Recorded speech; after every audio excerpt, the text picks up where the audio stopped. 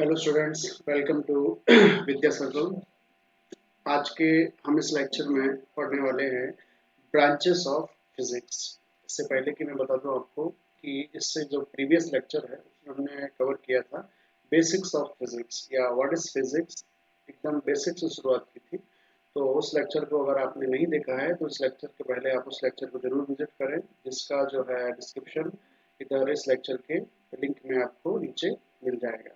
ठीक है, description list में आपको मिल जाएगा। चलिए, तो हम इस लेक्चर की शुरुआत करते हैं ब्रांचेस ऑफ फिजिक्स में। भाई जैसे हमने पढ़ा कि फिजिक्स क्या है, ठीक है। ओके, तो ब्रांचेस ऑफ फिजिक्स में जैसे कि एक पेड़ होता है, तो अगर ये कोई पेड़ है तो पेड़ की बहुत सारी क्या होती है, शाखाएं होती हैं।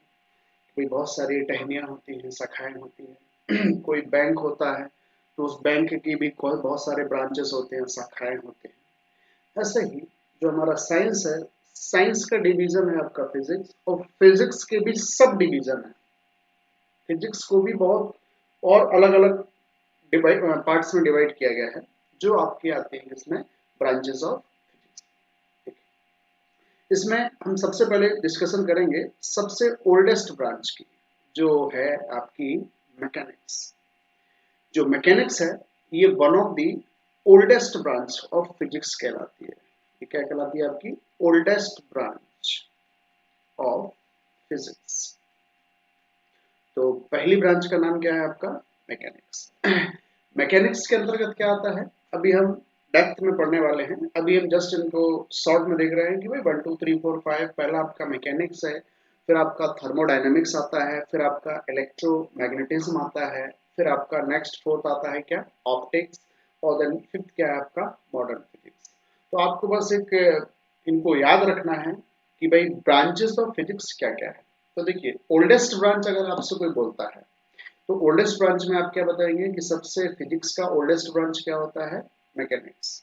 Mechanics generally motion of bodies से रिलेटेड होता है। जैसे अभी मैं उस पर आऊंगा, ठीक। अभी आप सिर्फ ब्रांचेस को पढ़िए, थर्मोडायनेमिक्स।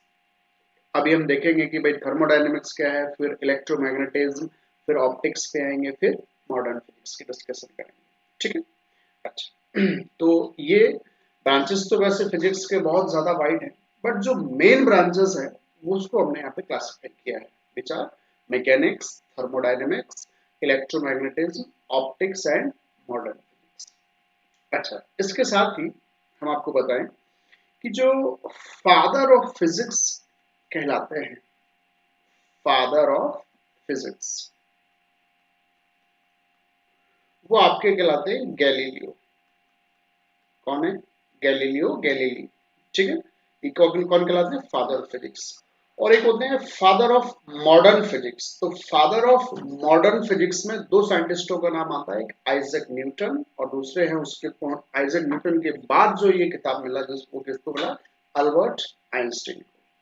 तो अगर आपसे कोई पूछता है कि who is the father of physics, तो आप ओल्डेस्ट मतलब जो सबसे पहले साइंटिस्ट थे जिनको ये निकनेम दिया गया था फादर ऑफ फिजिक्स, वो कौन थे, गैलीलियो। गैलीलियो कौन थे, एक बहुत ही बड़े मैथमेटिशियन थे, फिजिसिस्ट भी थे, और साथ ही ये बहुत ही बड़े एस्ट्रोनॉमर थे। एस्ट्रोनॉमर कौन होता है, जिन्हें जनरली प्लैनेट्स, गैलेक्सीज या स्पेस से रिलेटेड जितने भी ऑब्जेक्ट्स हैं उनका बहुत ही अच्छा नॉलेज होता है। वो कौन कहलाते हैं, आपके एस्ट्रोनॉमर्स कहलाते हैं, ठीक है।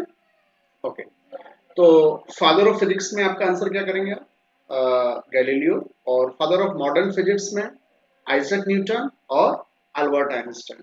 तो सब दो नाम है, तो फिर आंसर क्या कौन सा सही होगा, अलग अलग है इसमें। पहले ये किताब मिला था फादर ऑफ मॉडर्न फिजिक्स का किसको, न्यूटन को, और दूसरे में फिर मतलब न्यूटन के बाद ये जो है उपाधि किसको दी गई थी, अल्बर्ट आइंस्टाइन को, ठीक है। चलिए अभी नेक्स्ट हम लोग देखते हैं इसमें।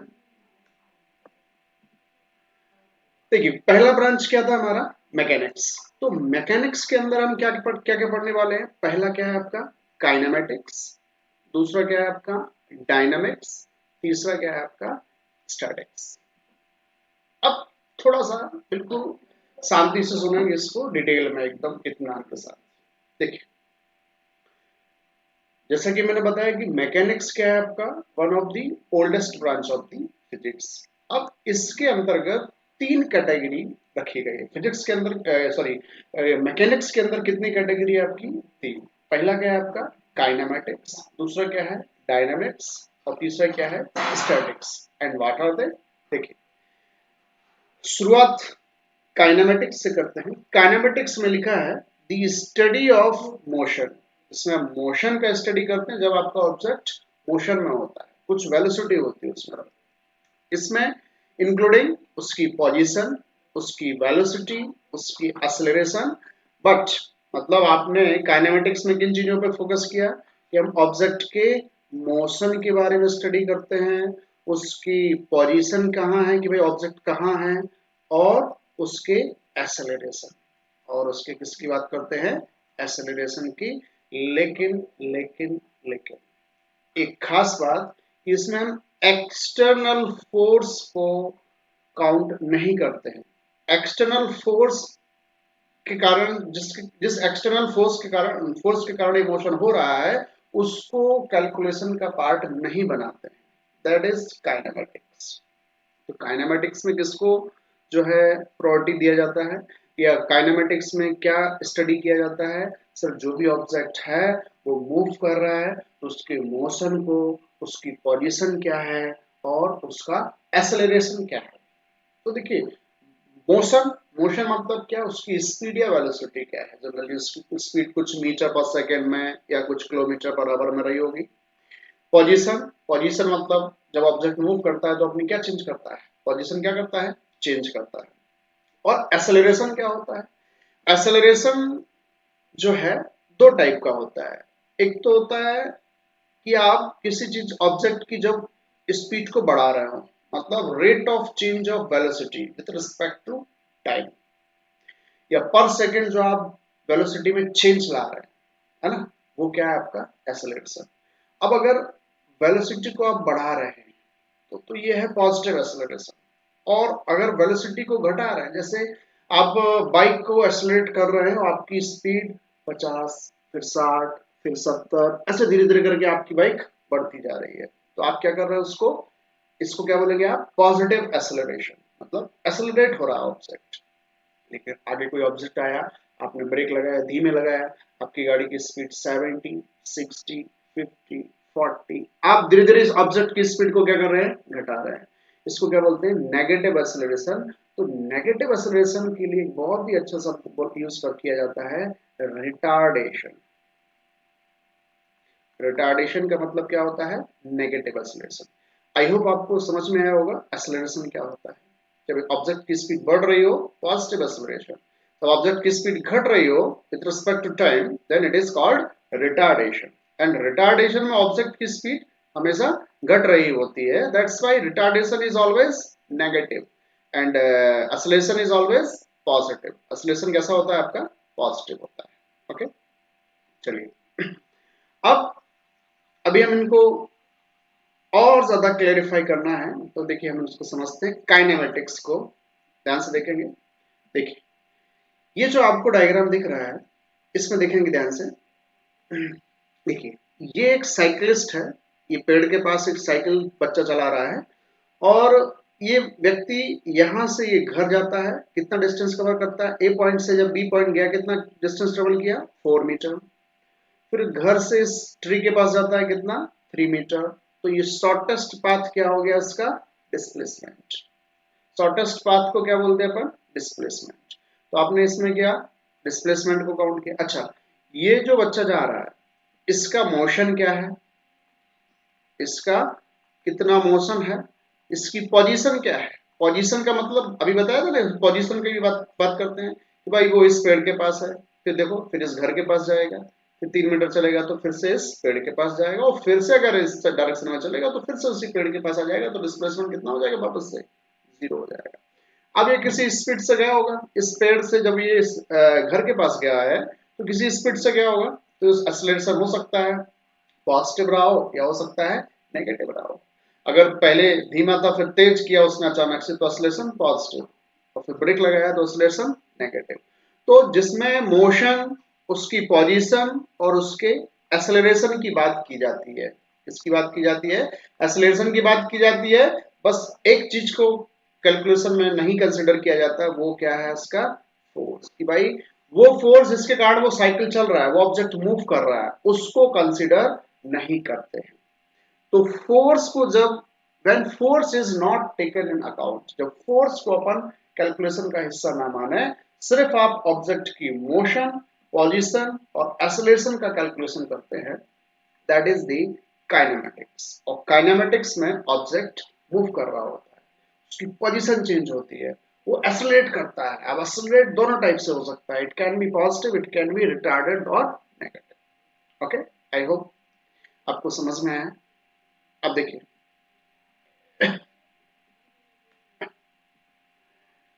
तो काइनेमेटिक्स का क्लियर है। काइनेमेटिक्स में देखो फिर से पढ़ेंगे, क्या लिखा है, the study of motion including position, velocity. उसमें वेलोसिटी किस स्पीड से जा रहा है, पोजीशन के बारे में बात करेंगे, वेलोसिटी के बारे में बात करेंगे, और एक्सेलरेशन। क्या लिखा है, ध्यान से देखिए क्या लिखा है, विदाउट कंसिडरिंग द फोर्स, बिना फोर्स को कैलकुलेशन में लिए, बिना फोर्स को कंसिडर किए, जो कि उसमें जिस फोर्स के कारण उसमें क्या आ रहा है, मोशन, उस फोर्स को कैलकुलेशन का हिस्सा नहीं बनाना है। तो काइनेमेटिक्स के लिए तो आप पढ़ते हैं, क्या पढ़ते हैं, आपने इक्वेशन पढ़े होंगे, v इक्वल्स टू, या भी नहीं पढ़े हैं तो v equals to u plus a t. वैसे 10th सीबीएसई में ये है, velocity equals to u plus a t. Second equation पढ़ा है आपने, u t plus half a t square. Third equation होता है क्या, p square equals to u square plus 2s। ये क्या है, देखो इसमें कहीं फोर्स दिख रहा है आपको, नहीं, सिर्फ आपको वेलोसिटी दिख रही होगी। u मतलब इनिशियल वेलोसिटी, मतलब जब कोई वाहन है, कोई कार है, जब वो खड़ी हुई है तो जिस वेलोसिटी से वो चल रही है, इनिशियल वेलोसिटी को क्या बोलेंगे, u। कुछ समय के बाद उसकी वेलोसिटी चेंज हो गई, वो क्या हो गया आपका फाइनल वेलोसिटी v। ये क्या होता है, एक्सेलरेशन। t क्या होता है, टाइम। तो s क्या होता है, डिस्प्लेसमेंट। जैसे ये एक कार है, ये क्या है, कार, ये यहां से कहां गई, यहाँ गई, ठीक है। तो यहां से यहां गई तो डिस्प्लेसमेंट क्या हो गया, s। यहां से जिस स्पीड से चल रही होगी वो इनिशियली वो क्या है, u। और कुछ समय के बाद उसकी वेलोसिटी क्या हो जाती होगी, v। और जब वेलोसिटी v होती होगी तो इसके बीच में टाइम इंटरवल कितना रहता होगा, t। आई होप ये पैरामीटर आपको समझ में आए जी। तो काइनेमेटिक्स में देखिए क्या नहीं आता है, फोर्स की कैलकुलेशन हम कंसीडर नहीं करते हैं, सिर्फ इसमें बात करते हैं पोजीशन की, वेलोसिटी की और मोशन की और एक्सेलरेशन की, ठीक है। चलिए, तो काइनेमेटिक्स में ध्यान रखना है, फोर्स को टेकन अकाउंट नहीं लेते हैं, या फोर्स जिसके कारण मोशन हो रहा होता है उसको कंसिडर नहीं किया जाता, और ऑब्जेक्ट का पोजीशन, उसकी वेलोसिटी और उसका एक्सेलरेशन का स्टडी किया जाता है। That is your kinematics. आपने नाम बहुत बार सुना होगा काइनेमेटिक्स, लेकिन एक्चुअल मीनिंग क्या होता है, I think now it's clear.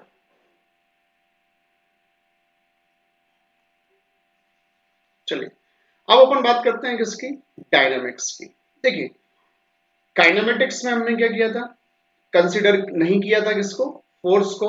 तो फिर भाई यहाँ पे कंसीडर कर लेंगे किसको, फोर्स को। तो देखिए डायनेमिक्स में क्या है, डायनेमिक का मतलब क्या होता है, जो फिक्स नहीं है, जो रुका हुआ नहीं है, जो लगातार चेंज हो रहा है, वो क्या है आपका डायनेमिक नेचर कहलाता है, ठीक है ना।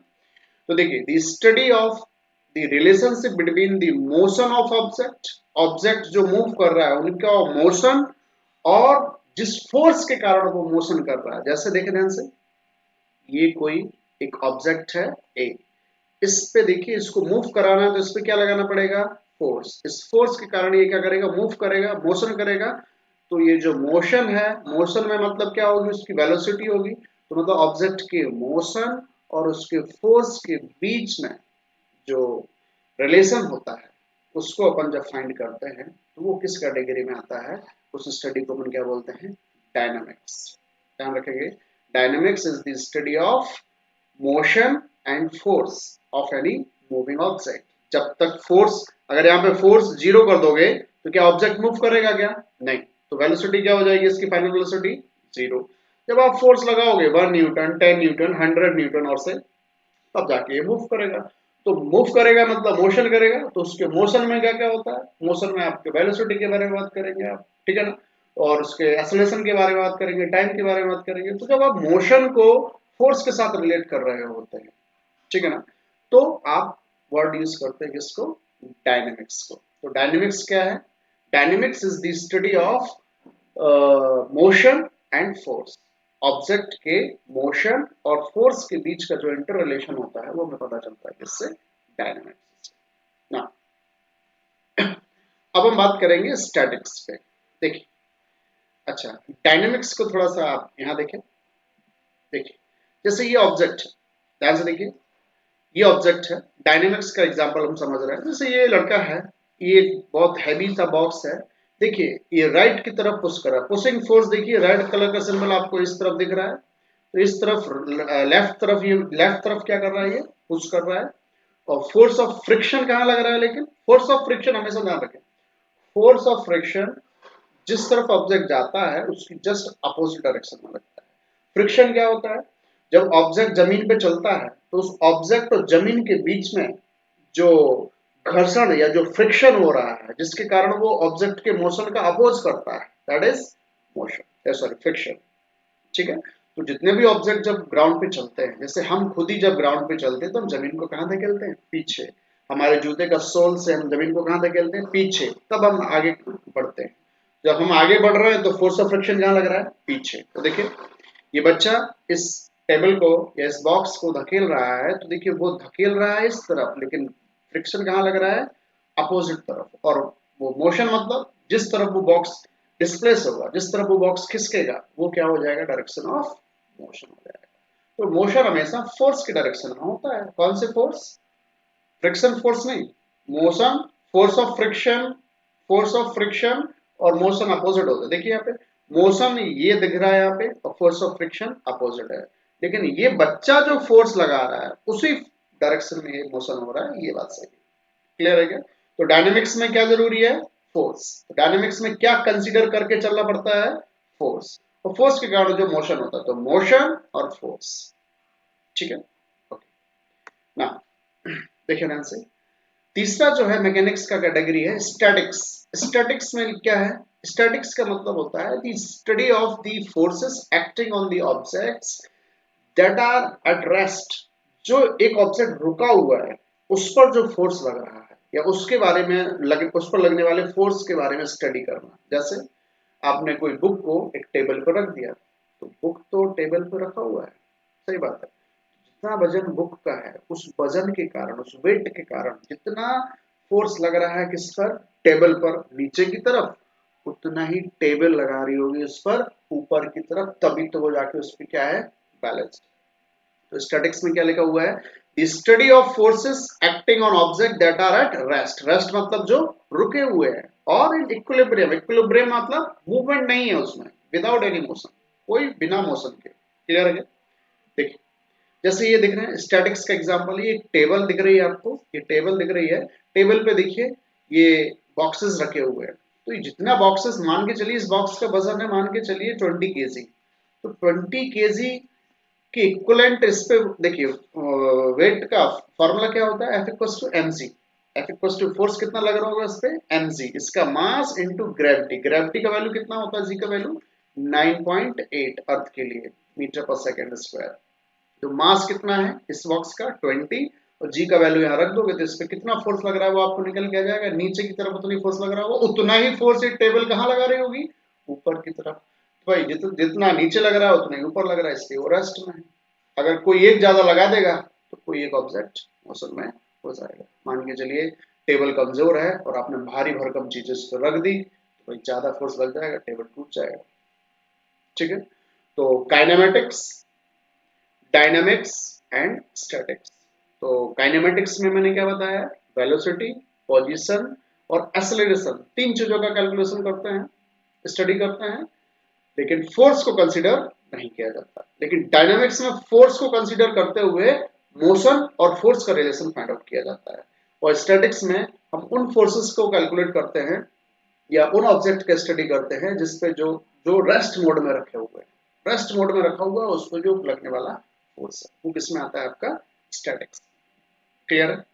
तो फर्स्ट ब्रांच जो था फिजिक्स का वो क्या था? Mechanics. I hope this is clear. चलिए, तो ये सभी को क्लियर है। अब देखिए सेकेंड ब्रांच जो है वो क्या है आपका? थर्मोडायनामिक्स। लास्ट में हम इसको समअप करके देखेंगे। तो पहला ब्रांच क्या पड़ा, मैकेनिक्स। अब देखिए सेकंड ब्रांच क्या है आपका, थर्मोडायनेमिक्स। देखिए थर्मोडायनेमिक्स में हम बेसिकली तीन चीजों का स्टडी किया जाता है। सबसे पहले आता है आपका हीट, टेम्परेचर और एनर्जी ट्रांसफर। कैसे सर, भाई सर्दियां है, अब सर्दियों में आप हीटर या धूप या यूं बोले तो आग को सेकते हैं, ठीक है ना।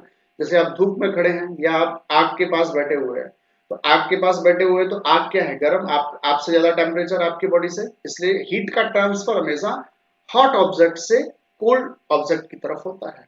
जैसे जैसे ये देखिए, ये चाय है, गर्म चाय रखी हुई है, ओपन सिस्टम। ओपन सिस्टम क्यों है, चाय को आपने ढका नहीं है, तो चाय के अंदर के जो वेपर्स है, गर्म वेपर्स, तो देखिए वो एयर में उड़ रहा है, एयर में उड़ रहा है, तो देखिए बाहर एनवायरमेंट में मिल पा रहा है। भाई मतलब चाय के अंदर की जो एनर्जी है वो कहाँ मिल जा रही है, बाहर के एनवायरमेंट में, एटमोस्फेयर में मिक्स हो रही है। इसलिए कौन सा सिस्टम है ये, ओपन सिस्टम, ठीक है। एक होता है क्लोज सिस्टम, अगर इसको अब ढक दिया तो वो एनर्जी बाहर नहीं जा पा रही है। लेकिन इसका ये मतलब तो नहीं कि चाय ठंडी नहीं होगी, चाय ठंडी होगी, लेकिन फर्स्ट वाले केस से ज्यादा समय लगेगा, किसमें, सेकंड वाले केस में थोड़ा सा समय ज्यादा लगेगा। क्यों, क्योंकि वेपर सीधे नहीं निकल पा रही है। लेकिन थर्ड वाला केस आपने देखा होगा कि ऐसा कोई थर्मोप्लास्ट हमारे पास होता है या थर्मस हमारे पास होता है जो कि आइसोलेटेड सिस्टम बनाता है। इसमें ना तो आपकी बाहर हीट ट्रांसफर हो रही है, ना ही आपका वेपर ट्रांसफर हो रहा है, ठीक है। तो देखिए थर्मोडायनेमिक्स में थर्मो का मतलब होता है टेम्परेचर से, थर्मो का मतलब किससे होता है, टेम्परेचर से। डायनेमिक्स मैंने बताया जो लगातार चेंज होता रहता है, ठीक है। तो देखिए इसमें हीट का ट्रांसफर होता है एक हॉट ऑब्जेक्ट से कोल्ड ऑब्जेक्ट की तरफ, और उसके कारण टेम्परेचर, डिग्री ऑफ हॉटनेस और डिग्री ऑफ कोल्डनेस में फर्क आएगा कि नहीं आएगा, जी आएगा। कैसे, जैसे कोई गर्म ऑब्जेक्ट है, उसको आपने उसमें बहुत गर्म एरिया से निकाल के आपने नॉर्मल रख दिया, तो धीरे धीरे ठंडा होना स्टार्ट हो जाएगा। क्यों, क्योंकि गर्म से हीट कहाँ जा रही होगी, ठंडे की हो जाती है हमेशा।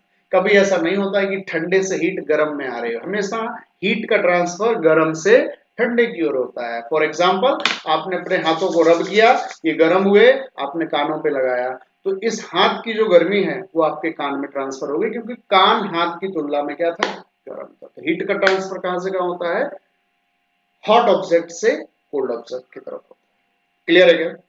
अच्छा, तो फिर सर टेम्परेचर क्या बोला है, ये टेम्परेचर, सर टेम्परेचर हमें ये बताता है कि degree of hotness and degree of coldness कितना है। जैसे टेम्परेचर, भाई आप बोलते हो कश्मीर का टेम्परेचर, लद्दाख का, लेह लद्दाख का टेम्परेचर माइनस में चल रहा है, माइनस में चल रहा है मतलब बर्फ जमी हुई है वहां पे। और हमारे एमपी का टेम्परेचर नॉर्मल है, 35 है, 37 है, 32 है, कभी 30 है, तो ये भी टेम्परेचर है। तो टेम्परेचर तो सर एक तरफ बर्फ को भी बता रहा है, टेम्परेचर सर एक तरफ गर्मी को भी बता रहा है। तो टेम्परेचर है क्या, it's a measurement of degree of hotness and degree of coldness. कितना कोई चीज में ठंडापन है, कितना किसी चीज में गर्माहट है। लेकिन ये ठंडापन या गर्माहट कब होती है, जैसे कोई चीज गर्म है इसका मतलब उसके पास एनर्जी है, कितनी एनर्जी है। अगर ज्यादा एनर्जी है तो डिग्री ऑफ हॉटनेस क्या होगी, ज्यादा। अगर बर्फ को फ्रीजर से निकाल के बाहर रखा, आसपास का टेम्परेचर बर्फ के कंपैरिजन में कैसा है, गर्म, बर्फ का टेम्परेचर क्या है, कम, तो बताओ हीट कहां से कहां जाएगी। अभी बताया मैंने, हीट हमेशा हॉटर से कोल्डर की तरफ, तो कोल्डर तो बर्फ है और टेम्परेचर क्या है, हॉट, उसके कंपैरिजन में तो बाहर से हीट आएगी, बाहर से हवा आएगी, बर्फ में एंटर करेगी और बर्फ को पिघला देगी। दैट्स व्हाई बर्फ जो है आपकी पिघल जाएगी, ठीक है। I hope this lecture is helpful to understood the heat and temperature. So we have discussed so far two branches of physics. First one is mechanics and second one is thermodynamics. Thermodynamics basically deals with the heat, temperature और energy transfer. अच्छा, जब ये energy यहाँ से यहाँ जा रही है तो देखिए किसका ट्रांसफर हो रहा है, एनर्जी का ट्रांसफर हो रहा है कि नहीं हो रहा है। तो थर्मोडायनामिक्स में हम क्या स्टडी करते हैं, हीट का ट्रांसफर होना, हीट का ट्रांसफर होना एक ऑब्जेक्ट से दूसरे ऑब्जेक्ट में या एक ऑब्जेक्ट से एनवायरमेंट में। तो जो हीट का ट्रांसफर होता है वो किस कैटेगरी में आता है, under the category of thermodynamics. Okay, okay. Now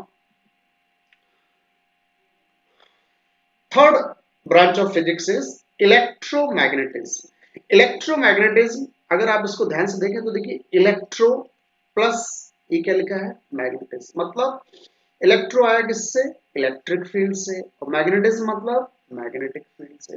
sir ये इलेक्ट्रिक फील्ड और मैग्नेटिक फील्ड को अगर मिला दें तो बनता है क्या, इलेक्ट्रोमैग्नेटिज्म। ये तो एक प्रॉपर्टी हो गई इलेक्ट्रोमैग्नेटिज्म। ये होता क्या है, चलिए देखते ध्यान से देखिए ध्यान से। सबसे पहले हम समझते हैं इलेक्ट्रिक फील्ड क्या है। अगर इलेक्ट्रिक फील्ड और मैग्नेटिक फील्ड ये दोनों अगर आपको क्लियर हो गए तो आप इजिली समझ जाएंगे कि इलेक्ट्रोमैग्नेटिज्म होता क्या है। ध्यान से समझेंगे। देखिए चार्ज, सबसे पहले इस इलेक्ट्रिक फील्ड को समझने के लिए आप ऐसे समझो कि जैसे आपने क्या किया कि जैसे आपने दोनों हाथों को रब किया तो हाथ गर्म हो गए, मतलब हाथों में क्या ट्रांसफर हो रहा है, चार्ज का ट्रांसफर हो रहा है। या तो इलेक्ट्रॉन एक हाथ से निकल के दूसरे हाथ में गए होंगे या तो इससे निकल के इस हाथ में गए होंगे। भाई जो थ्योरी है, डाल्टन ने सबसे पहले जो थ्योरी दिया उसमें ये बोला गया कि दुनिया का जितने भी ऑब्जेक्ट है, कोई भी ऑब्जेक्ट, चाहे वो हमारा बॉडी हो, चाहे वो लिविंग बॉडी हो, चाहे वो नॉन लिविंग बॉडी हो, everything is made up of small particles called atoms, and atom से मिलकर बनता है मॉलिक्यूल्स, और मॉलिक्यूल्स से मिलकर बनता है कोई भी सब्सटेंस या मैटर।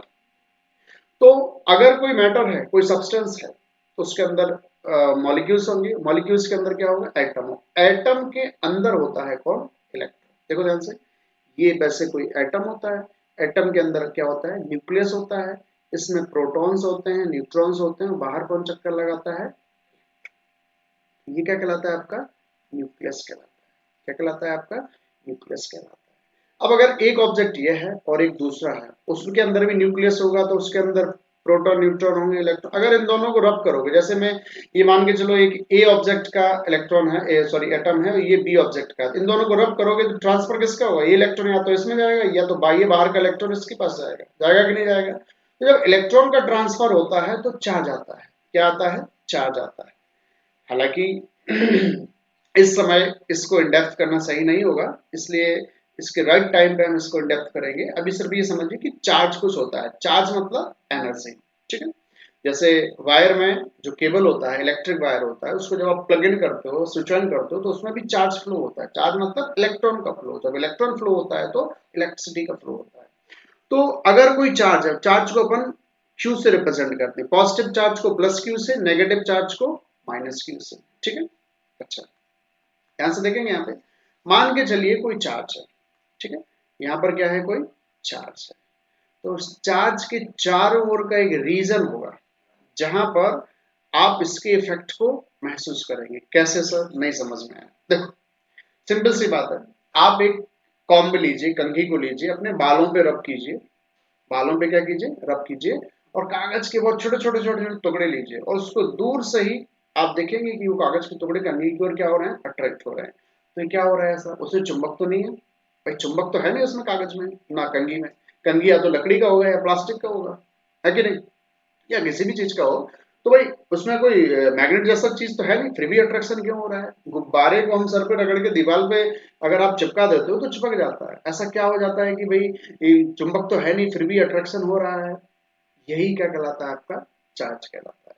जब आप दो इंसुलेटर ऑब्जेक्ट्स को आपस में रब कर देते हो तो उनमें इलेक्ट्रॉनों का ट्रांसफर होता है, तो कोई एक पॉजिटिव चार्ज हो जाता है, किसी एक पे क्या आ जाता है, नेगेटिव चार्ज। तो आपके दो टाइप के चार्ज होते हैं।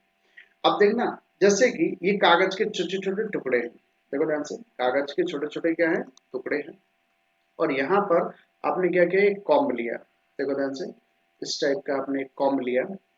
अब इस कॉम्ब को आपने बालों पे रगड़ा, फिर आप दूर से टच करा रहे हो तो ये कागज का टुकड़ा इसकी ओर जाएगा, लेकिन इस कॉम्ब को जब आप दूर रखोगे तो अट्रैक्ट होगा क्या, नहीं होगा। तो एक खास रीजन होगा ना कि भाई उसके इर्द गिर्द ले जाओगे तो ये कागज के टुकड़े कंघी की ओर खिंच जाएंगे, अदरवाइज नहीं अट्रैक्ट होंगे। तो वही रीजन क्या कहलाता है, इलेक्ट्रिक फील्ड। मतलब ये चार्ज है, ये मतलब कंघी चार्ज है, कंघी के चारों ओर का वो रीजन जहां पर अट्रैक्शन फील हो रहा है वो क्या कहलाता है, उसका इलेक्ट्रिक फील्ड। जो किसी चार्ज के चारों ओर का जो रीजन होता है तो वो क्या कहलाता है, उसके लिए इलेक्ट्रिक फील्ड का काम, ठीक है। तो देखिए इसमें अब आपको डेफिनेशन समझ में आएगी, इसमें क्या लिखा हुआ है, इसको पढ़े जरा ध्यान से, ठीक है। वैसे क्लास 12th का टॉपिक है आपके लिए। देखिए द रीजन सराउंडिंग, रीजन मतलब जैसे ये कोई चार्ज है तो इसके चारों ओर का ये रीजन, सराउंडिंग मतलब उसको घेरा हुआ है, किसको, इस प्लस क्यू चार्ज को, इलेक्ट्रिक चार्ज। तो इस इलेक्ट्रिक चार्ज के चारों ओर का रीजन क्या कहलाता है, जहां पर आप किसी चीज को रखोगे तो वो या तो अट्रैक्ट होगी या तो रिपेल होगी, उसको क्या बोलते हैं आप, इलेक्ट्रिक फील्ड बोलते हैं, ठीक है। दूसरी क्या होती है आपकी मैग्नेटिक फील्ड, दूसरी क्या होती है आपकी मैग्नेटिक फील्ड। अब ध्यान से देखना। अच्छा, उससे पहले थोड़ा इलेक्ट्रिक फील्ड में मैं थोड़ा सा और बता दूं आपको। अगर आप एक प्लस क्यू पॉजिटिव चार्ज लाओगे तो पॉजिटिव चार्ज को क्या करेगा, रिपेल करेगा, तो ये दोनों चार्ज एक दूसरे से दूर जाएंगे। अगर यहाँ नेगेटिव चार्ज लाओगे तो ये एक दूसरे को क्या करेंगे, अट्रैक्ट करेंगे, तो ये इसको अपनी ओर खींचेगा। इसका मतलब अगर पॉजिटिव चार्ज को इसके पास लाओगे तो वो कहाँ जाएगा, दूर भागेगा। नेगेटिव चार्ज को लाओगे तो वो इसकी तरफ आएगा। तो मतलब पॉजिटिव चार्ज के लिए जो इलेक्ट्रिक फील्ड लाइन है वो कहाँ होती है, चार्ज से दूर की तरफ होती है, और इसके लिए इलेक्ट्रिक फील्ड लाइन कहाँ होती है, इसकी तरफ होती है। क्लियर है? चलिए अब ध्यान से देखेंगे इसको आगे। देखिए मैग्नेटिक फील्ड, जैसे मान के चलिए कि आपने बार मैग्नेट लिया, चुंबक, चुंबक वैसे गोल होता है जितने भी आपने देखे होंगे, लेकिन बार मैग्नेट के फॉर्म में भी ये होता है। इसमें मैग्नेट में कितने पोल्स होते हैं, दो पोल, एक एस पोल और एक एन पोल। एक साउथ पोल होता है, एक क्या होता है, नॉर्थ पोल होता है। तो इस मैग्नेट को रखा, अब इसके चारों ओर अगर यहाँ पे लोहा रखा हुआ है तो इसकी रेंज में आ रहा है, तो लोहा तो इसकी ओर आकर्षित हो जाएगा भाई, अट्रैक्ट हो जाएगा कि नहीं हो जाएगा, यस। तो अगर कोई मेटल जैसे सब्सटेंस है और उसको आप मैग्नेट के इर्द गिर्द किसी रेंज में ले जा रहे हो, थोड़ा दूर रखोगे तो अट्रैक्शन नहीं होगा, लेकिन उसकी रेंज में ले जाओगे तो अट्रैक्ट हो जाएगा। तो मैग्नेट के चारों ओर का वो रीजन जिसमें अगर किसी मैग्नेटिक सब्सटेंस या सॉरी इलेक्ट्रोमैग्नेटिक किसी चार्ज को ले जाए या किसी दूसरी लोहे जैसी चीज को ले जाएंगे तो वो उसमें अपना इफेक्ट दिखाना शुरू कर देता है। तो उस रीजन को क्या बोलते हैं आप, मैग्नेटिक फील्ड बोलते हैं। तो किसी मैग्नेट के चारों ओर का रीजन। अच्छा, एक चीज और इंपॉर्टेंट नोट करने वाली है जो आप नोट करेंगे ध्यान से, क्या, देखिए इलेक्ट्रिक चार्ज जो है सरफेस का प्रॉपर्टी होता है। अगर ये चार्ज यहाँ रखा हुआ है तो इसके चारों ओर कौन सा फील्ड होगा बताओ, इलेक्ट्रिक फील्ड होगा। लेकिन अगर ये चार्ज मूव कर रहा है, जैसे वायर में चार्ज क्या होता है, मूव, जैसे जो करंट का वायर होता है उसमें चार्ज क्या करता है, मूव करता है, इलेक्ट्रॉन मूव करता है, मतलब चार्ज मूव करता है। तो जब मूविंग चार्ज दोनों प्रोड्यूस करता है, इलेक्ट्रिक फील्ड भी प्रोड्यूस करता है, अगर मूविंग चार्ज है तो वो इलेक्ट्रिक फील्ड भी प्रोड्यूस करता है प्लस मैग्नेटिक फील्ड भी प्रोड्यूस करता है। ठीक है जी। तो देखो यहाँ पे लिखा है कि मैग्नेट के चारों ओर का वो रीजन या मूविंग इलेक्ट्रिक चार्ज, या तो चार्ज मूव कर रहा हो तो भी मैग्नेटिक फील्ड प्रोड्यूस करेगा, या फिर मैग्नेट के चारों ओर के रीजन को आप क्या बोलते हैं, मैग्नेटिक फील्ड बोलते हैं। ठीक है, चलिए अभी हम इसको और क्लियरिटी के साथ देखेंगे। देखिए थर्ड वाला क्या है आपका, इलेक्ट्रोमैग्नेट। इलेक्ट्रोमैग्नेट फिर से वही वाली बात जिसमें इलेक्ट्रिक फील्ड भी हो और मैग्नेटिक फील्ड भी हो। तो देखो ऐसे वेव्स जिसमें इलेक्ट्रिक और मैग्नेटिक फील्ड दोनों हो उसे क्या बोलते हैं आप, इलेक्ट्रोमैग्नेटिक वेव्स। देखिए इसको हम लोग कैसे समझते हैं, अच्छी क्लियरिटी से समझते हैं। देखिए ये देखिए इलेक्ट्रिक फील्ड को समझते हैं पहले। जैसे एक पॉजिटिव चार्ज है तो पॉजिटिव चार्ज से इलेक्ट्रिक फील्ड कहाँ जाता है, अवे, दूर जाता है। अभी बताया ना, पॉजिटिव चार्ज के पास अगर एक किसी दूसरे पॉजिटिव चार्ज को लाओगे तो पॉजिटिव पॉजिटिव को रिपेल करेगा तो कहाँ भागेगा, दूर भागेगा। लेकिन अगर इसी के पास एक आप नेगेटिव चार्ज को लाइएगा तो वो तो इसकी ओर आएगा, तो नेगेटिव के लिए उसकी ओर जाता है। तो देखो नेगेटिव के लिए इलेक्ट्रिक फील्ड लाइन नेगेटिव की तरफ होती है, नेगेटिव के लिए इलेक्ट्रिक फील्ड लाइन कहाँ होती है, नेगेटिव चार्ज की तरफ आ रही होती है। तो दिस इज द डायरेक्शन। ये डायरेक्शन होता है कि प्लस से हमेशा इलेक्ट्रिक फील्ड लाइन कहाँ होती है, अवे होती है। इलेक्ट्रिक फील्ड लाइन हमेशा ऑरिजिनेट होती है पॉजिटिव चार्ज से, और नेगेटिव चार्ज के लिए वो कहीं से आ रही होती हैं और नेगेटिव की तरफ आ रही होती है, इन्फिनिटी से नेगेटिव की तरफ। ठीक है, ये हालांकि क्लास 12th का टॉपिक है, मैंने थोड़ा सा इन डेप्थ कर दिया आपके अभी 11th के हिसाब से, तो डोंट बॉदर अबाउट दैट। ठीक है, डोंट बॉदर अबाउट दैट, कि आपको इस पॉइंट पे इतना ज्यादा समझने की जरूरत नहीं थी। तो अगर थोड़ा बहुत नहीं भी आया है then don't bother about that. चलिए next is magnetic field. Magnetic field जैसे मैंने बताया, जैसे एक मैग्नेट है, देखो ये रेड कलर में, ये ब्लू कलर में, ये कौन सा पोल है, नॉर्थ पोल, ये कौन सा पोल है, south pole. Magnetic field line कहां से शुरू होती है, नॉर्थ पोल से शुरू होती है, कहां जाती है, साउथ की तरफ। कहां से शुरू होती है, नॉर्थ से, ये देखो स्टार्ट हुई, एरो बना है यहाँ पे, कहां खत्म हो रही है, साउथ। एक्चुअल में खत्म नहीं हो रही, इसके अंदर भी होती है। ये कैसी होती है, इसके अंदर भी होती है, इसलिए क्लोज लूप बनाती है, जबकि ये क्लोज लूप नहीं बनाते। ये पॉजिटिव चार्ज और एक नेगेटिव चार्ज, यहाँ से इलेक्ट्रिक फील्ड लाइन शुरू होगी, नेगेटिव पे खत्म होगी, ओपन कर रही है। देखो ये यहाँ से शुरू हुई, यहाँ पे खत्म, फिर ये यहाँ से शुरू हुई और यहाँ जाके क्या हो जाएगी, ये खत्म हो जाएगी, ठीक है ना। तो ये कैसा है, ये ओपन कर्व बनाती है। ये कौन सी लाइन है, इलेक्ट्रिक फील्ड लाइन। जबकि देखो मैग्नेटिक फील्ड लाइन का क्या हाल है, ये एन से शुरू हुई, नॉर्थ पोल से गई गई कहाँ पे गई, साउथ पोल पे गई, साउथ पोल के अंदर भी रहती है ये। तो ये एन से एस, तो देखो बाहर तो ये एन से एस है और अंदर मैग्नेट के अंदर कहां से कहां है, एस से एन। ध्यान रखेंगे मैग्नेटिक फील्ड का डायरेक्शन बाहर, मैग्नेट के बाहर कहां होता है, नॉर्थ से साउथ की ओर होता है, लेकिन मैग्नेट के अंदर कहां से होता है, साउथ से नॉर्थ। ये क्या है आपका मैग्नेटिक फील्ड, क्लियर। चलिए नाउ इलेक्ट्रोमैग्नेट की बात कर लेते हैं। इलेक्ट्रोमैग्नेट में देखेंगे ध्यान से, इलेक्ट्रोमैग्नेट क्या करता है, इसमें दोनों वेव्स, देखिए ध्यान से इस डायग्राम को ध्यान से देखेंगे आप, देखिए ये मान के चलिए वाई एक्सिस है, तो ये आपका कौन सा एक्स एक्सिस। देखो ये ब्लू कलर में जो दिख रहा है ऐसा, ये जो जा रहा है ये ये ऐसा, ये मान के चलो इलेक्ट्रिक फील्ड है, उसकी 90 डिग्री पर ये क्या है, मैग्नेटिक फील्ड है। या इसको इलेक्ट्रिक बोलो तो उसको क्या बोलेंगे, 90। तो जब ये इलेक्ट्रिक फील्ड है, इसके परपेंडिकुलर क्या है, मैग्नेटिक फील्ड, ऐसे मूव कर रहा है, मतलब both are perpendicular to each other. जब इलेक्ट्रिक फील्ड और मैग्नेटिक फील्ड एक दूसरे से क्या हो, 90 डिग्री का एंगल बना रहे हो और वेव डायरेक्शन के दोनों डायरेक्शन परपेंडिकुलर हो। जैसे देखो यहाँ पे, जैसे एक्स एक्सिस में वेव जा रहा है, इधर देखिए, इधर देखिए ध्यान से, जैसे ये एक्स एक्सिस में आपका वेव जा रहा है, ये वेव कहाँ जा रहा है आपका, एक्स एक्सिस पे, ठीक है। और ये मान लिया कौन सा एक्सिस है आपका, वाई एक्सिस है। तो देखिए ये वेव ऐसा जा रहा है, ये ऐसे बढ़ते जा रहा है, ये बढ़ते जा रहा है, तो कौन सी डायरेक्शन में जा रहा है, ये एक्स डायरेक्शन में जा रहा है, इस डायरेक्शन में जा रहा है ये। और देखिए ध्यान से देखेंगे, इसके परपेंडिकुलर एक वेव जा रहा है ऐसा।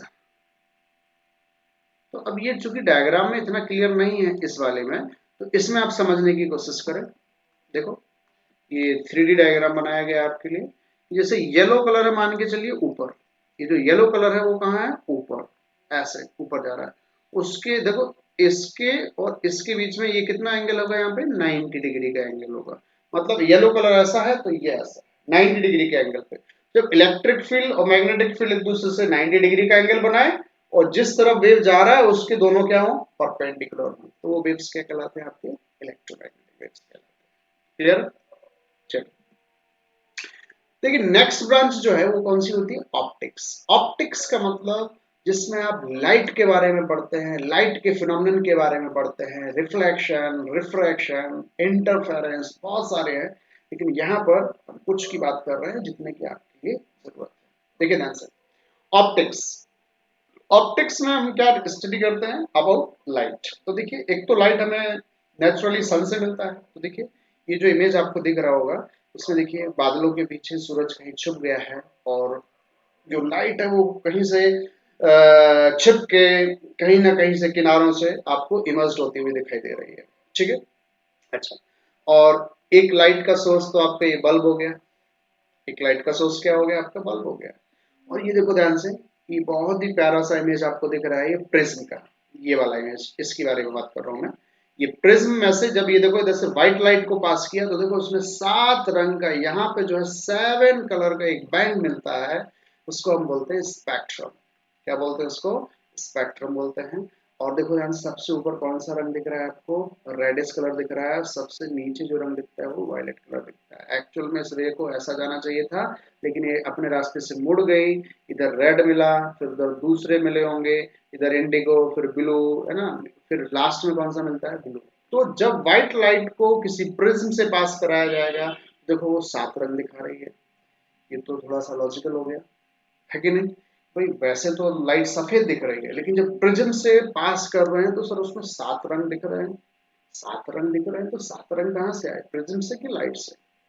भाई प्रिज्म तो एक रंग का है, तो लाइट में ही 7 रंग होते हैं। जो सफेद लाइट होती है, जो व्हाइट लाइट होती है, उसके जो कॉन्स्टिट्यूएंट कलर होते हैं वो कितने होते हैं, 7। दैट आर आपके, जो आपने सुना होगा विव क्योर, देखो ध्यान से, आपने सुना होगा क्या, विव क्योर, विव क्योर। इसमें अपने ये वॉयलेट हो गया, इंडिगो हो गया, ब्लू हो गया, ग्रीन हो गया, येलो हो गया, ऑरेंज हो गया और रेड कलर हो गया। देखिए ये लाइट कितनी जो है एक जादुई बोलिए या क्या बोलिए कि मतलब बहुत ही अच्छा मतलब देखने में सुंदर दृश्य लग रहा है कि भाई देखो व्हाइट लाइट को हमने पास किया और 7 रंग हमें देखने को मिल रहा है। तो ये ऑप्टिक्स की खूबसूरती है। ऑप्टिक्स के अंदर हम और क्या क्या पढ़ते हैं, इसमें हम लेंस के बारे में पढ़ते हैं, मिरर के बारे में पढ़ते हैं, और पढ़ते तो इसमें बहुत डेप्थ में भी हैं। फिर हम दो लेंसों को जोड़ के उनका रिजल्टेंट कॉम्बिनेशन पढ़ते हैं, डिस्पर्जन ऑफ लाइट वगैरह वगैरह, बहुत ज्यादा जो है लाइट के इफेक्ट है। तो जो लाइट की स्टडी है, लाइट को चाहे आप मिरर से पास कराइए, लाइट को चाहे आप लेंस से पास कराइए, लाइट का जो नेचर में हमें फिनोमिनन दिख रहे हैं कि सनराइज हो रहा है, सनसेट हो रहा है, सनराइज सनराइज होने से पहले ही वहां लालामी से दिखाई देने लगती है, सनसेट होने के बाद भी लालामी से दिखाई देती है। ये जो लाइट के जितने भी फिनोमिनन आप अपने नेचर में देखते हैं चारों तरफ, इनका स्टडी जो है वो सब आता है, किसके अंतर्गत आता है, ऑप्टिक्स में। आपके आंख के चश्मे से लेके जो नेचर में लाइट है, हर एक प्रकार की लाइट, मिरर्स, लेंसेज, इन सब का स्टडी, इनको जब हम लाइट से रिलेट करते हैं, जब लाइट आप लेंस पे, मिरर पे या नेचर में डाइवर्सिफाई होते हुए देखते हो, तो उन सब का स्टडी जो आता है किस ब्रांच के अंतर्गत आता है, फिजिक्स का एक ब्रांच है जिसको हम क्या बोलते हैं, ऑप्टिक्स। ठीक है, चलिए अब देखेंगे ध्यान से। इसमें लिखा है the light the study of behaviour of properties of electromagnetic radiation including it's wave particles duality. Duality क्या है भाई, अभी समझते हैं आगे। डुअलिटी क्या है, डुअलिटी का मतलब डबल से होता है, जैसे आप बोलते हैं डुअल सिम मोबाइल, डुअल मतलब डबल से होता है। अभी दिखाते हैं क्या होता है डुअल में। चलिए देखिए ऑप्टिक्स में लाइट के बारे में आपने पढ़ा, अभी आता है रिफ्लेक्शन और रिफ्रैक्शन। तो यहाँ पहले रिफ्रैक्शन की बात की गई है। तो रिफ्रैक्शन का मतलब क्या है कि भाई मार्केट में भीड़ बहुत है, आप सीधे जा रहे थे लेकिन भीड़ इतनी ज्यादा है कि आपको अपना रास्ता चेंज करना पड़ गया। एग्जैक्टली सेम मीनिंग यहाँ पे लाइट के लिए है। जब लाइट एक मीडियम से दूसरे मीडियम में एंटर करती है तो वो अपने रास्ते से थोड़ा सा मुड़ जाती है, बेंड हो जाती है। तो the bending of light when it is travelling from one medium to another medium is called refraction of light.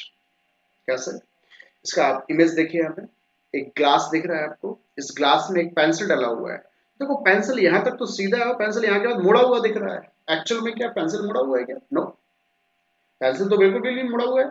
लेकिन जैसे ग्लास में डिप कर रहे हैं तो हमें दिख रहा है, ये हमारे लिए इल्यूजन का काम कर रहा है। इल्यूजन मतलब ये हमें भ्रमित कर रहा है। इल्यूजन मतलब कंफ्यूजन, या जो चीज है नहीं लेकिन हमें दिख रहा है, दैट इज कॉल्ड इल्यूजन।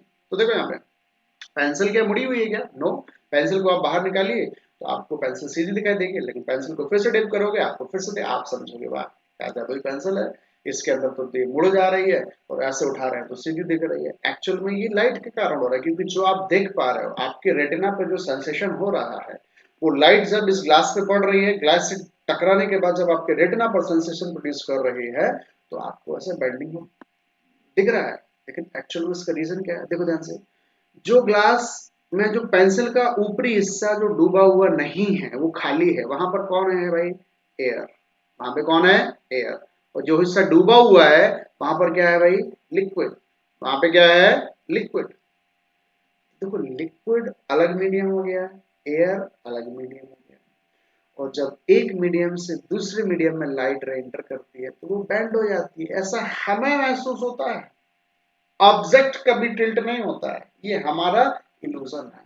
इसी प्रोसेस को या फिजिक्स में हम इसी टर्मिनोलॉजी को बोलते हैं रिफ्रैक्शन ऑफ लाइट। अब इसको समझने के लिए, अब इसको प्रैक्टिकली कैसे, प्रैक्टिकली तो हमें समझ में आ गया। अब देखिए थ्योरेटिकल कैलकुलेशन को करने के लिए हम लोग इसको कैसे समझते हैं, इसका रफली जो एस्टिमेट डायग्राम बनाया गया है वो देखो कैसे बनाया जाता है, ध्यान से समझेंगे यहाँ पे सभी लोग। देखिए ये मान लिया सरफेस है, ये कौन सा सरफेस है भाई? इधर जो ग्लास में ये सरफेस दिख रहा है ना, ये वाला सरफेस है कि ऊपर एयर है नीचे लिक्विड है। तो देखो इसके ऊपर वाला मीडियम क्या है? एयर। नीचे क्या है? कोई भी लिक्विड है, मान के चलिए वाटर है, मान के चलिए क्या है? ये वाटर है। ठीक है, दिख रहा है? अब देखेंगे ध्यान से।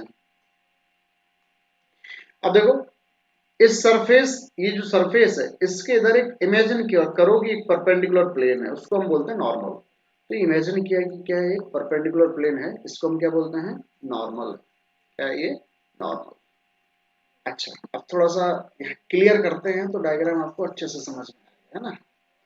क्योंकि हॉट स्पॉट्स हो जाने से क्या है, क्लियर नहीं दिखता है। अब देखो आपको क्लियर दिखाई दे रहा होगा, बिल्कुल क्लियर।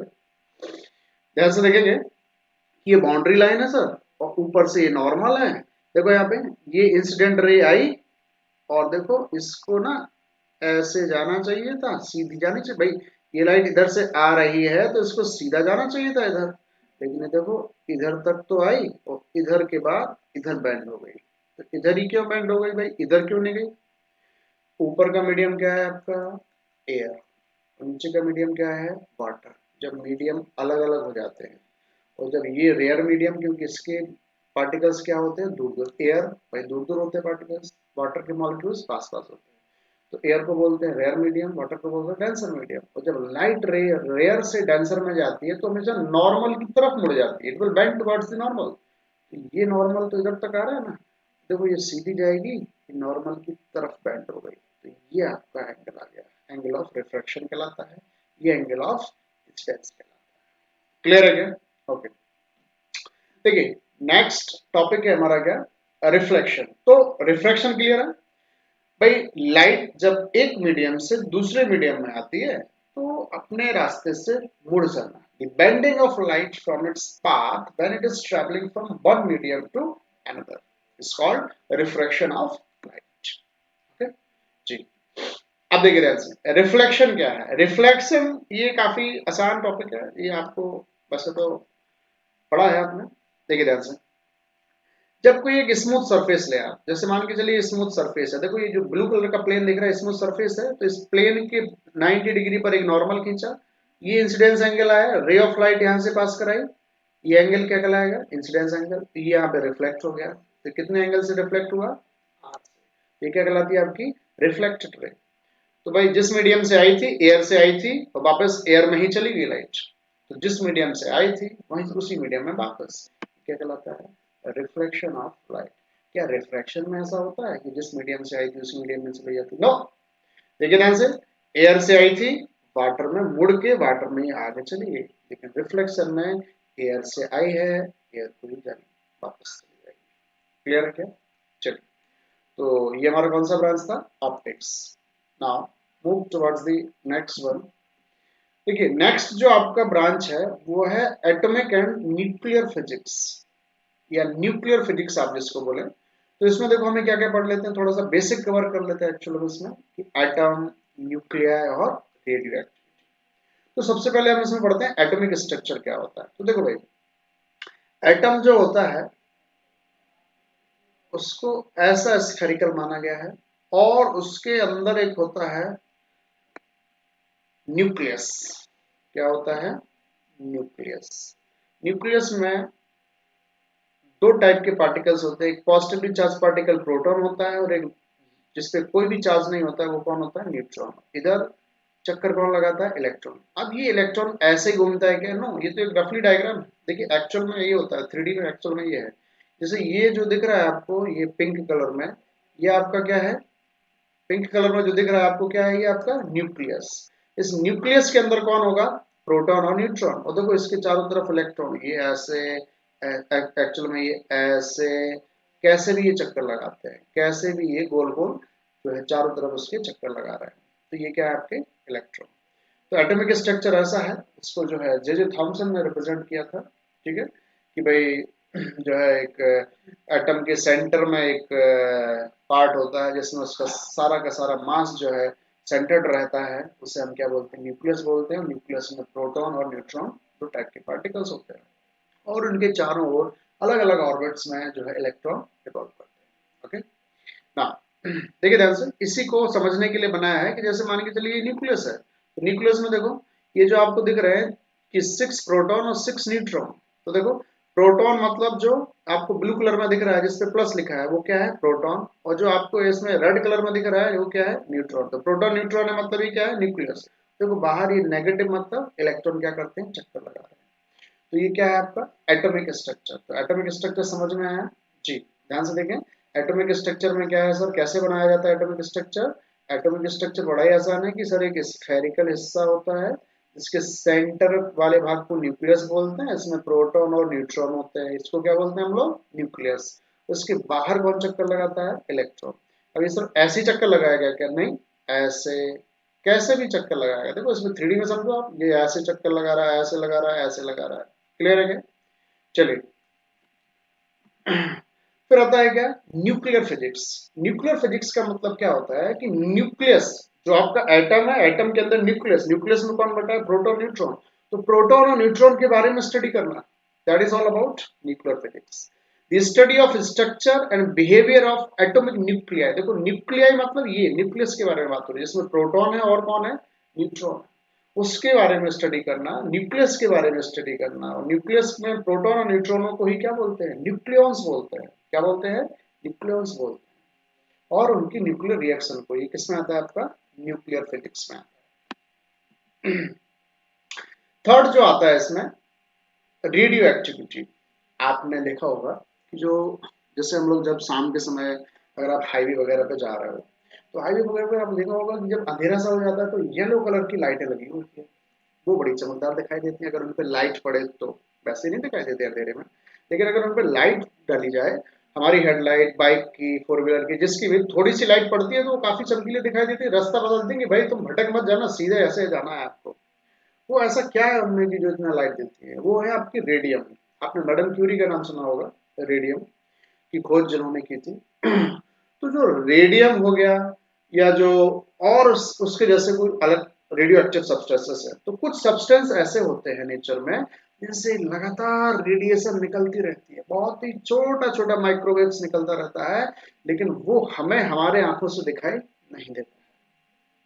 लेकिन जैसे उन पे रात के समय आपकी हेडलाइट वगैरह पड़ती है, रोशनी उस पर थोड़ा सा डालोगे आप, तो वो तेजी से जो आपको चमकते हुए दिखाई देंगे, इतनी बाकी चीजें चमकती हुई दिखाई नहीं देती हैं।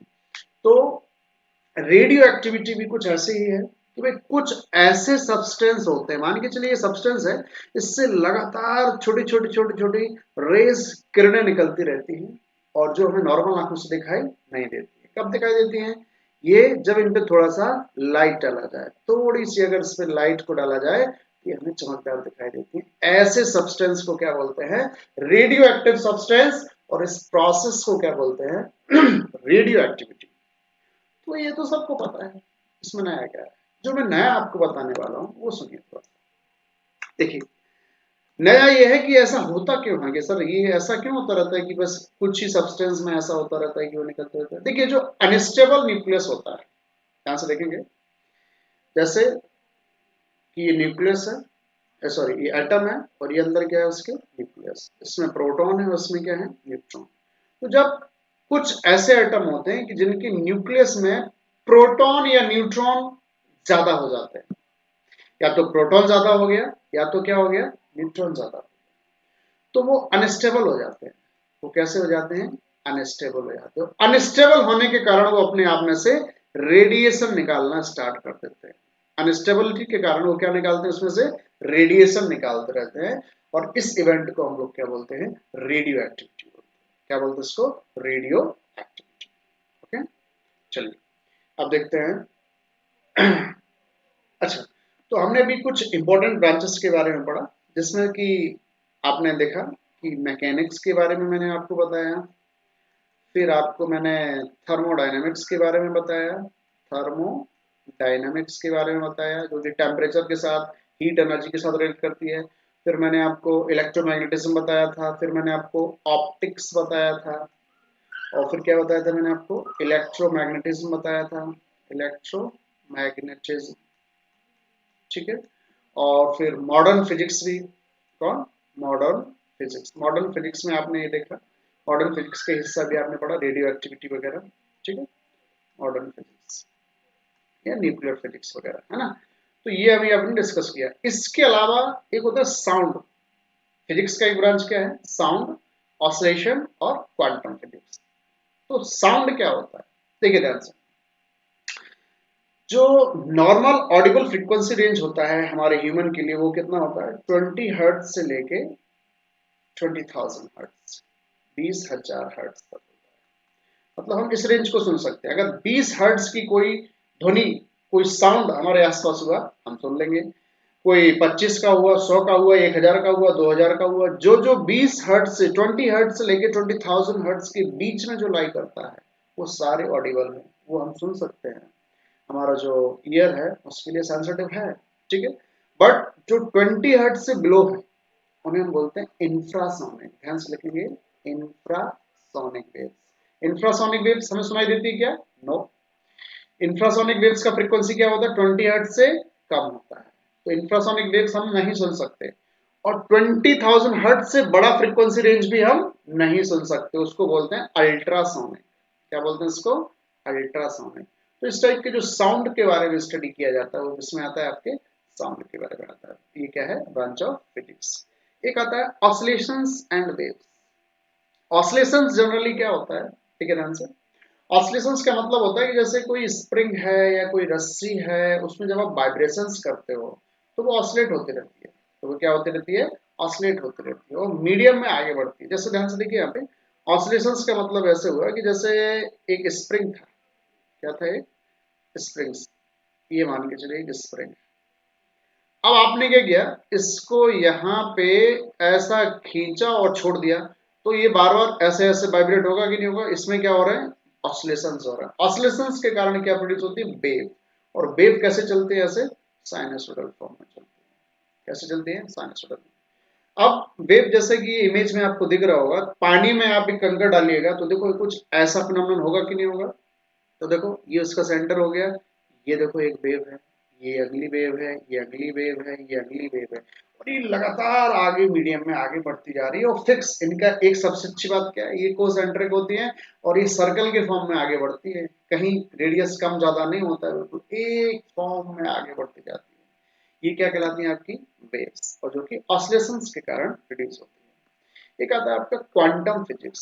देखिए क्वांटम फिजिक्स में हम पढ़ते हैं मैटर एंड एनर्जी के बारे में। इसके बारे में, मैटर प्लस एनर्जी, कि अगर कोई सब्सटेंस है, मैटर है, तो उसमें क्या होगी? एनर्जी होगी। उसमें क्या होगी? एनर्जी होगी। तो इसके बारे में स्टडी किया जाता है किसमें? क्वांटम फिजिक्स में। मैंने अभी आपको बोला था कि डुअलिटी में आपको बताऊंगा, एक बीच में आया था ना टर्म, क्या? डुअलिटी। तो डुअलिटी का मतलब होता है जिसमें वेव नेचर भी हो और पार्टिकल नेचर भी हो। अगर कोई छोटा सा मैटर पार्टिकल है, अगर वो रुका हुआ है तो वो पार्टिकल है, लेकिन अगर वो मोशन में है, अगर वो तेजी से चल रहा है, तो उस वो पार्टिकल तो है ही, उसके साथ एक क्या चलेगी? वेव भी एसोसिएट रहती है, उसके साथ एक वेव भी चलेगी। इसको बोलते हैं डुअलिटी। क्या बोलते हैं? डुअलिटी। तो डुअलिटी का मतलब दो। दो मतलब क्या? कि उसके पास वेव भी है प्लस उसके पास पार्टिकल नेचर भी है। जब जब if any matter, if any particle possesses the wave as well as particle nature, then it is called duality. Clear? अभी लॉन्गिट्यूडिनल वेव्स और ट्रांसवर्स वेव्स के बारे में डिस्कशन यहाँ करना सही नहीं रहेगा, तो later on we will discuss about that. Okay, देखिए अभी आपने पढ़ा ब्रांचेस ऑफ फिजिक्स। तो ब्रांचेस ऑफ फिजिक्स मैं आपको एक बार लिस्ट डाउन कर दूंगा, वैसे में हम ओरली उसको देखते हैं। सबसे पहले ओल्डेस्ट ब्रांच कौन सा था? मैकेनिक्स। फिर कौन आया? थर्मोडायनेमिक्स। फिर कौन आया? इलेक्ट्रोमैग्नेटिज्म। फिर कौन आया? ऑप्टिक्स। फिर कौन आया?